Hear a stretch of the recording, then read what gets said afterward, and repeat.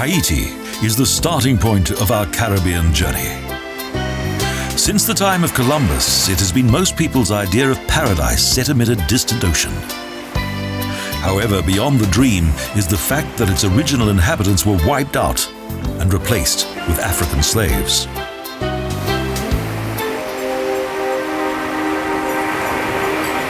Now independent states have gradually emerged from the dark shadows of an inglorious past.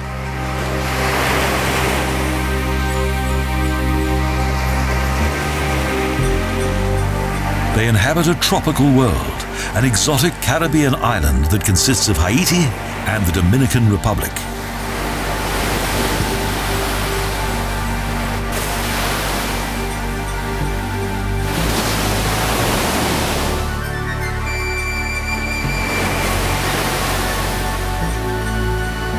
The western section of the island is surrounded by a wild and rocky coastline and untouched natural landscapes that are waiting to be discovered.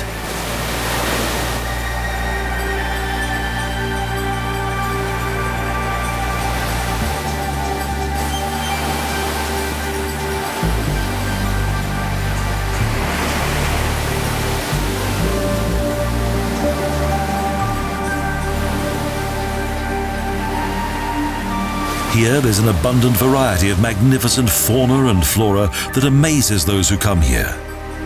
And this wealth of plant life also exists underwater in azure blue lagoons.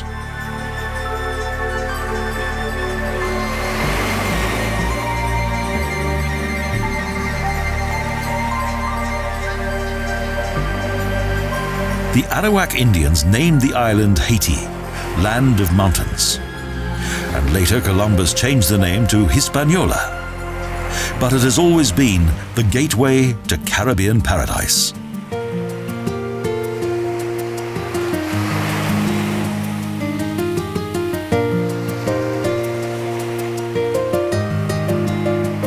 Wonderful beaches and golden sand, tropical rainforests that reach almost to the sea, and crystal clear turquoise water. A perfect place to relax in one of the most beautiful places in the world.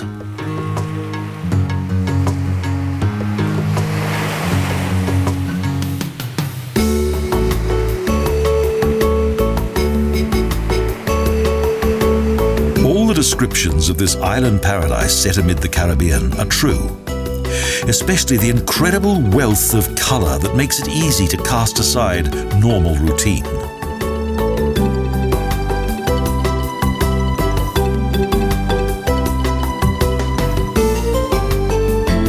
For these people, music and dance are as important as the air they breathe. The island's exotic natural beauty and temperate climate is simply a bonus. They adore their magnificent island. Jamaica, another paradise in the Caribbean. Montego Bay, Jamaica's second largest city, is the starting point for tourists from all over the world. Under English colonial rule, Jamaica languished under the heat of the Caribbean sun, but King Sugar transformed it. In Jamaica, the British colonial country seats are called Great House. John Palmer had this imposing structure built on a hill.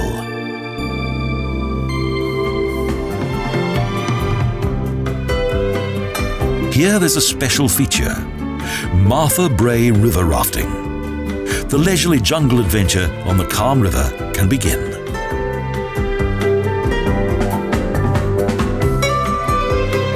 At the front of the narrow, swaying craft stands the raft captain, who skillfully steers the raft with a long bamboo rod.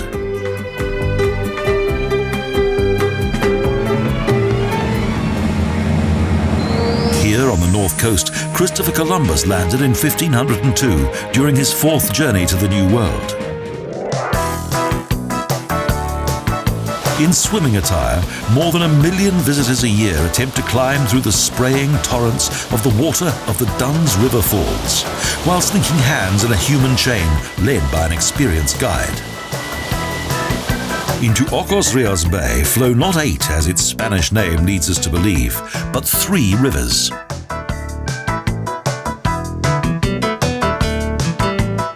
market, goods are sold, haggled over and exchanged.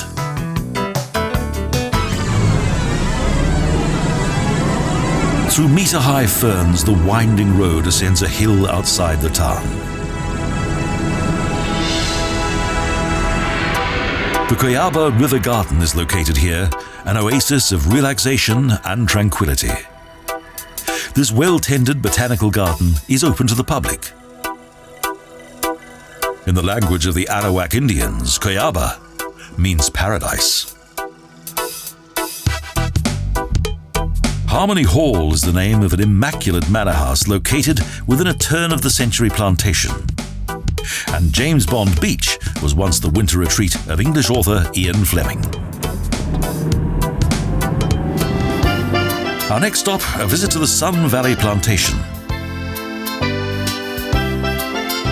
In addition to bananas, citrus fruit, papaya, melon and apples, various spices are also cultivated here. Expansive fields of coconut palms dominate the plantation.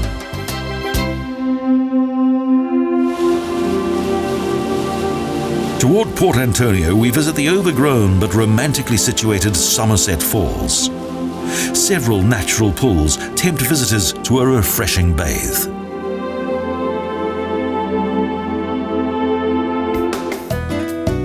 Port Antonio. In Harbour Street, the buildings indicate the prosperity of the banana traders who exported their goods to North America in the second half of the 19th century.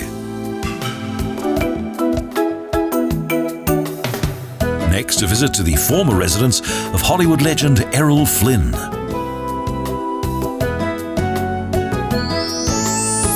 The black gold of the Blue Mountains enjoys a legendary reputation among gourmets. It's mainly exported to Japan, as the price it demands in Europe and North America is sky high.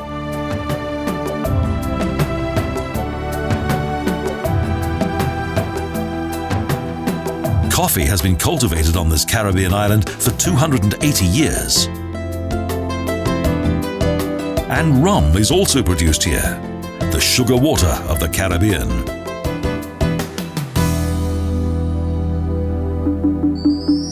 Port Royal is situated on a small strip of land at the entrance to the natural harbour basin of Kingston.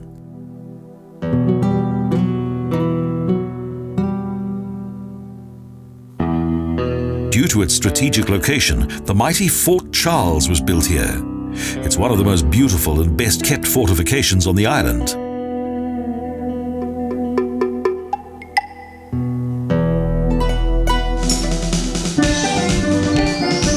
Kingston is the capital of Jamaica.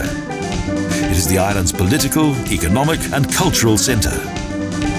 This former pirate stronghold is a lively mixture of joie de vivre and reggae music. Bob Marley, the uncrowned king of reggae, has a museum dedicated to him.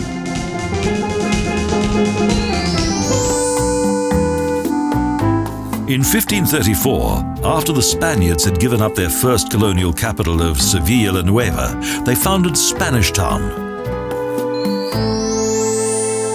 Lover's Leap is the name of a rocky outcrop with a lighthouse and legends of tragic lovers.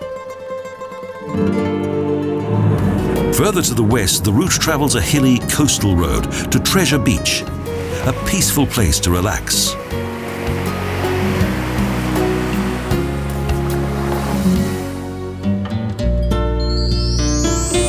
Black River is an important harbour town on the western side of the south coast. In the fishing harbour are the boats of crab fishermen who earn a modest living from these tasty crustacea.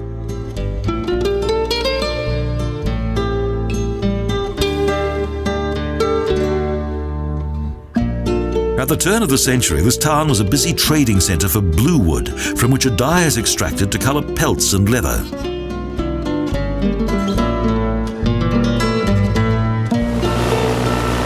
The water appears to be black due to the darkness of the river bed.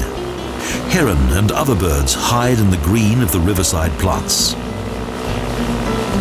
But the main feature is the alligator.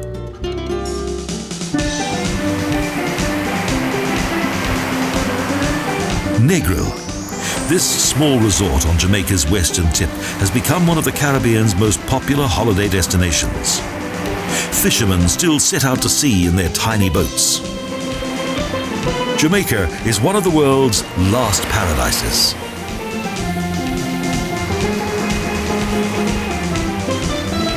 An island of Caribbean dreams.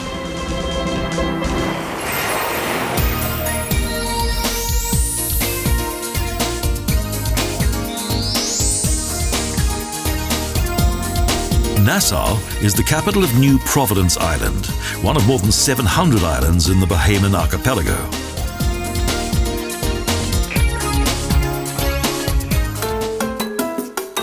With an international airport, Nassau is the capital, and it's visited by huge cruise liners that can be seen from everywhere as they overshadow the city's buildings.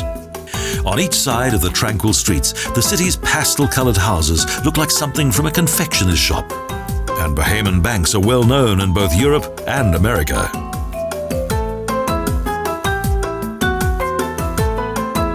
Today, everyone who travels to this wonderful island is given a very warm welcome. Today, the Caribbean is one of the most popular tourist destinations in the world. Cable Beach contains hotels and splendid beaches.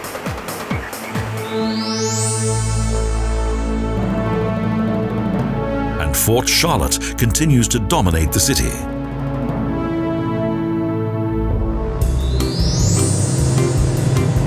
Jitney is the name of the small buses that travel the length and breadth of the city, and indeed the entire island. Their striking appearance is an inherent part of the scenery. Following the Cuban Revolution in 1962, there was once a rum distillery here.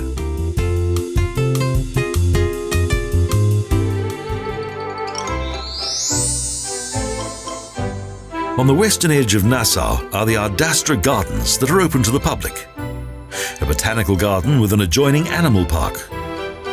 The special attraction here is the flamingos. Their trainer directs them with a small stick and gets them to walk round in circles.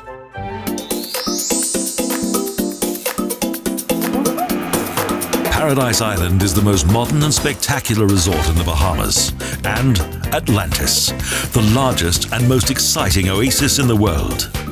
A world of fantasy.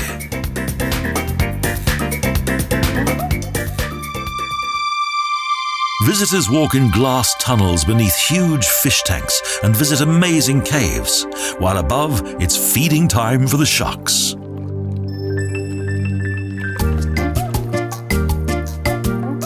With casinos and Cuban entertainment, South African hotel tycoon Sol Kurtzner created a mega-luxurious Las Vegas-style resort.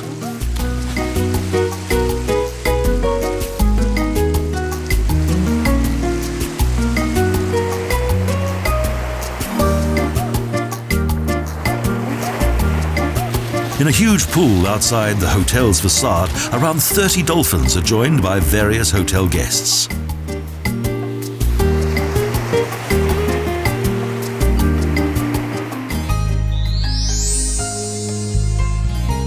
Versailles Gardens was created by the former owner of the island, millionaire Huntington Harford.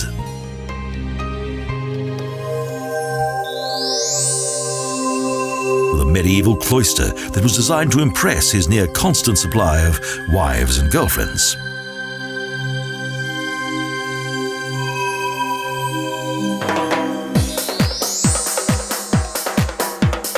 And there are even more attractions. After a 20-minute boat trip, we arrive at the Blue Lagoon. Close to the souvenir shops by the jetty are several trained dolphins.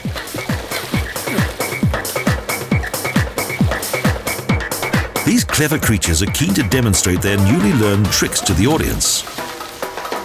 Plus, various courageous international visitors.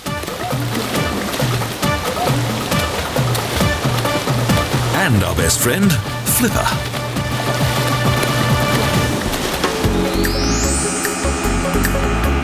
Several powerboats are available for day trips to nearby uninhabited islands.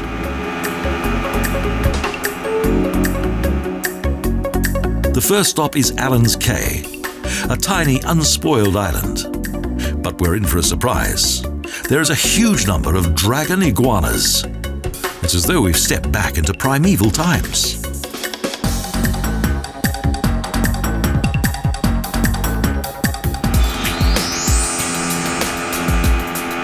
After a short journey, we arrive at our final destination, Channel K, one of more than 365 sunny islands of the Exuma Cays. It's paradise. Crystal clear water, friendly mantas, and you can even catch your own dinner. Here the world is calm and serene.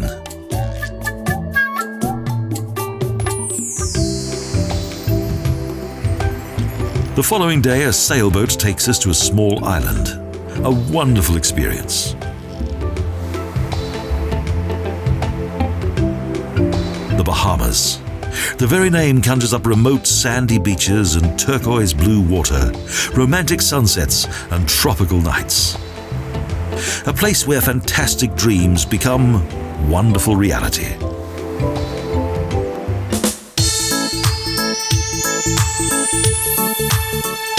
Next, Havana, the Caribbean metropolis that has for so many years become somewhat run down and neglected. The town, which lies in a natural harbour, soon became more important than the island's capital of Santiago and was systematically developed with buildings of stone construction.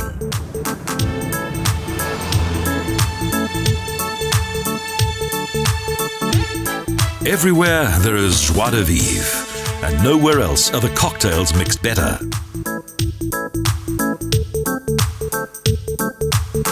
The Plaza de Armas is a fine square.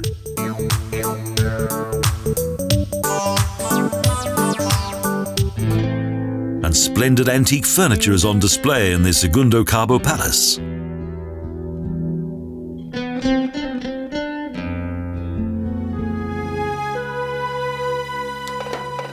La Habana, with its population of 3 million, is the capital, the heart of the island, an unbroken pulse in which both past and present collide.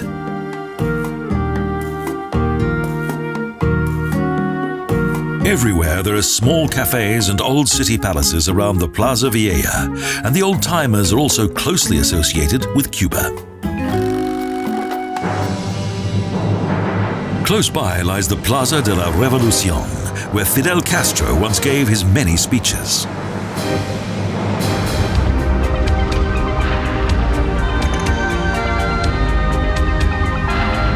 More than 2,000 workers constructed the Senate building, the Capitolio.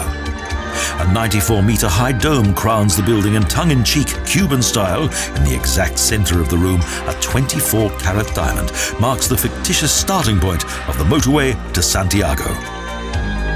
In front of the Capitolio, photographers and carriages await their next customers, and also those who entertain with animals.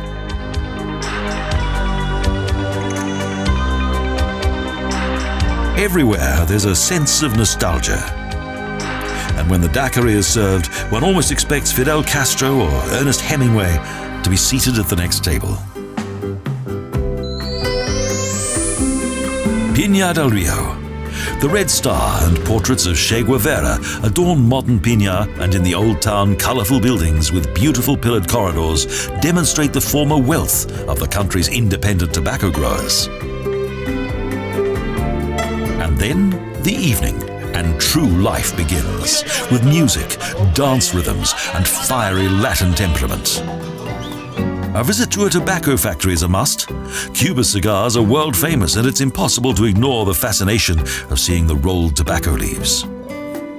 On a tobacco plantation, we meet a famous planter who has granted us permission to visit.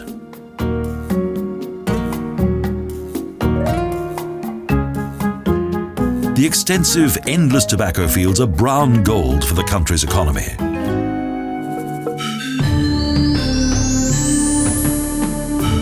Like the backs of massive elephants, strange earth formations emerge from the valley of Sierra de las Ocañas, named Valle de Viñales by the country's seafarers.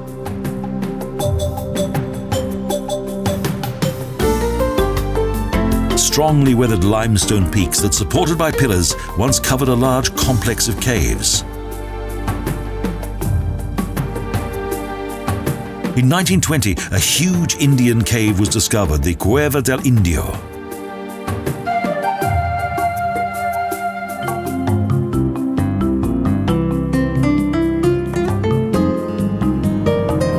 The hills and ancient remains in this beautiful valley are more dramatic than anywhere else on the island.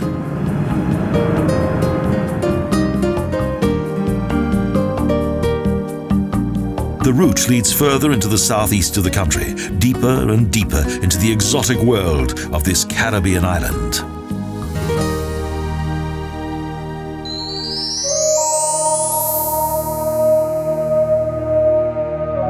On 7 man-made islands in the center of the Ciénaga de Zapata National Park is the Indian village of Guama.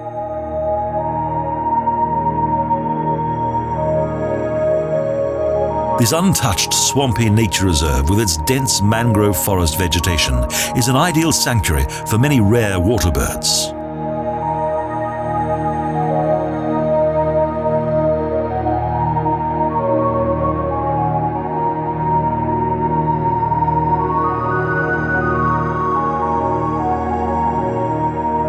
A visit to the nature reserve's biological research station is highly recommended.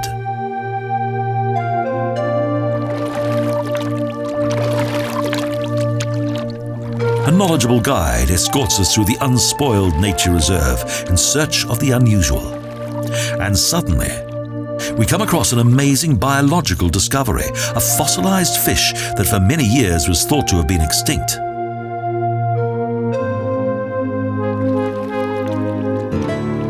A constant, omnipresent state escort leads the way through the bioreserve to track down Cuba's national bird, the tocororo.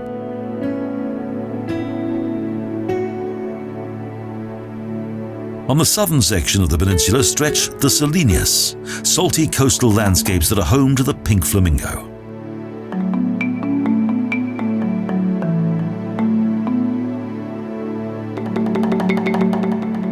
Small boats return us to Guama, a replica of a pre-Columbian village of the Arawak Indians.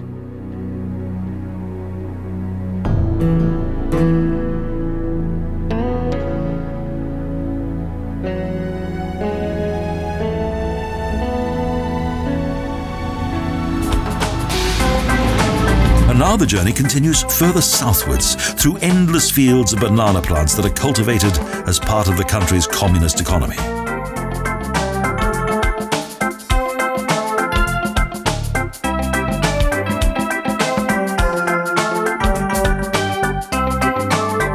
Continuing through small, colourful, sleepy villages, over hilly country roads, past Cuban cowboys,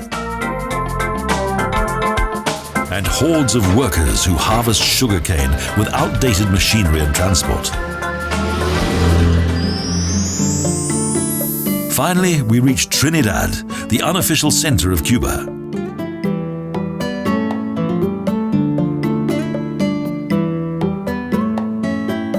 In 1513, Trinidad was founded by the Spaniard Velázquez as the third settlement.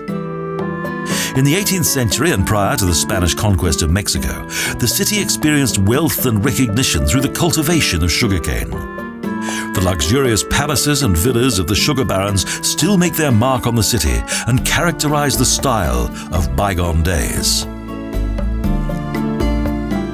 Deep-felt religious belief is part of everyday life.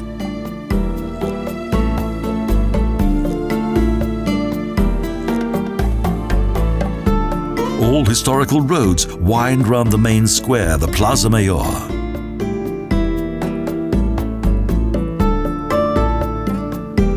Here, time stands still and silent.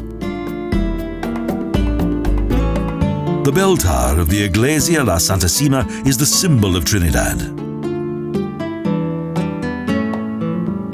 In the former palace of the sugar baron Cantero is the Museo de Historia. The sense of what it must have been like for the plantation owners to live in this palace is overwhelming.